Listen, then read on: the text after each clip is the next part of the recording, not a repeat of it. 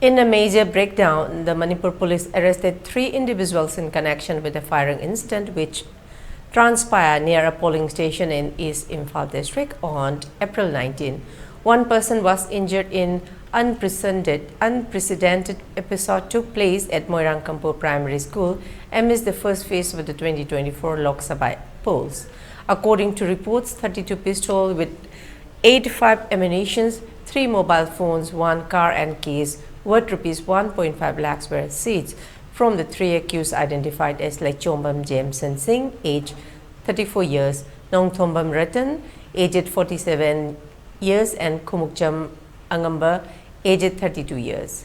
The electoral process in the conflict-hit state was flooded with reports of firing, threatening, booth capturing and destruction of EVMs at various voting booths. Manipur recorded a voter turnout of over 68%. Swift action by the state police in this matter showcases commitment to maintenance of peace and security during electoral processes, which hold significant importance in the country.